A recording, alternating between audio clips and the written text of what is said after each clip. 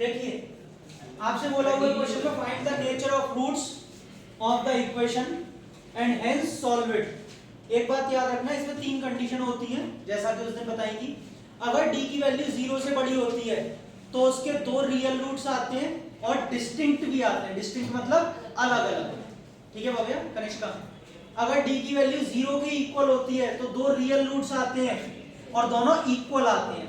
और d की value 0 से छोटी होती है, डिस्क्रिमिनेंट नेगेटिव आता है, तो उसके कोई रियल रूट्स नहीं होते और उस इक्वेशन को हम सॉल्व भी नहीं करते। ठीक है, अगर इसने यहाँ पे बोला है, मैं आपको एक बात और बता दूं, थोड़ा सा आइडिया देता हूं आपको, and hence solve it.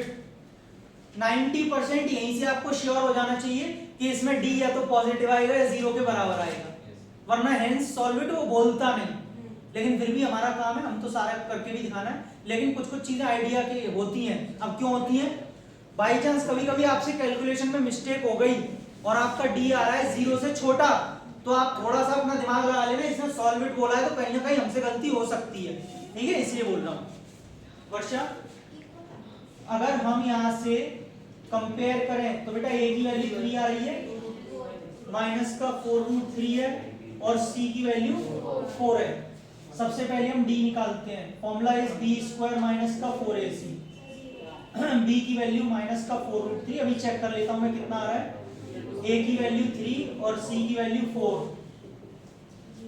Aditya, minus का स्क्वायर प्लस 4 का स्क्वायर 16, अपने दिमाग में रखो। √3 का स्क्वायर 3 इंटू 16 माइनस का बेटा 48 से 48 0। और अगर 0 है therefore the equation has क्या रियल एंड इक्वल रूट्स। ये आप उसका नेचर बता रहे हैं अभी, तो ये आप उसका नेचर बता रहे हैं। अब नेचर बताने का उसने बोला है सॉल्व करिए, कर रहे हैं sir. x is equal to minus B plus minus under root of D upon minus B कितना है माइनस का 4√3 plus minus under root of 0 upon 2 into 3। यहां तक सबको समझ में आ गया? Minus minus 4√3 plus minus 0 upon 6। अब कुछ बच्चे क्या करते हैं, प्लस माइनस 0 को हटा देते हैं, बोले 0 है तू चल साइड में हट ले। क्या रह जाता है 4√3 अपॉन 6, और काट करके आंसर देते हैं 2√3 अपॉन 3। कितने आंसर आए?